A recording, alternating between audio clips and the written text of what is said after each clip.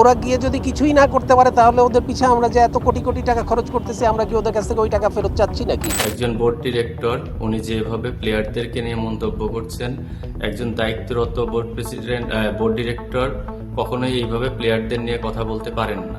Bangladesh cricket যেন এক ঝড়ঝাপটার মধ্যে। শুধু সাবেক অধিনায়ক তামিম ইকবালের সঙ্গে নয়, এবার পুরো জাতীয় দলের ক্রিকেটারদের সম্পর্ক নিয়েও বিতর্কিত মন্তব্য করেছেন বিসিবির পরিচালক এম নাজমুল ইসলাম।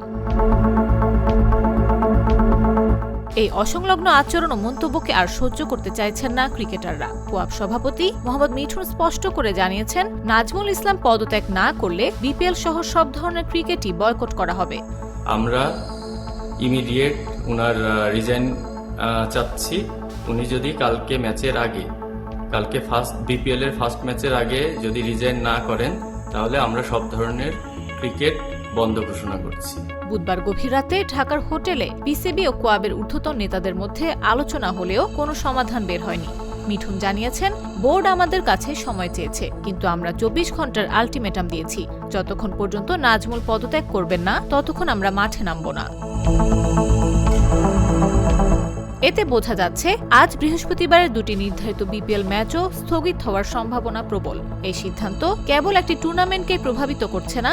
যদি বোর্ড খেলোয়াড়ের মধ্যে বিবাদ দীর্ঘায়িত হয় তবে জাতীয় দলের অনুশীলন, আন্তর্জাতিক সিরিজ ও সিলেকশন প্রক্রিয়ায় বড় ধরনের বিঘ্ন আসতে পারে। ক্রিকেট অনুরাগীরা তাই ইতিমধ্যে উদ্বিগ্ন যে দেশের সবচেয়ে বড় ক্রিকেট টুর্নামেন্টের ভবিষ্যৎ কি হবে।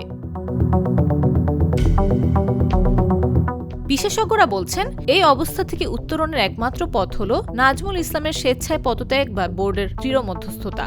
না হলে বাংলাদেশের ক্রিকেটকে সাময়িক শীতল পরশের অভাব বোধ করতে হবে। আর বিপিএল প্রেমীরা হতে পারেন ইতিহাসের এমন এক পরিস্থিতির প্রত্যক্ষদর্শী, যেখানে খেলোয়াড়রা মাঠে নামার জন্য লড়াই করছেন স্রেফ ন্যায্যতা ও সম্মানের জন্য। নিউজ ডেস্ক, জাগো নিউজ। দুধার চকলেটে একাকার হয়ে ওঠা প্রাণ লেয়ার সম্পর্কের মিষ্টি ম্যাজিক।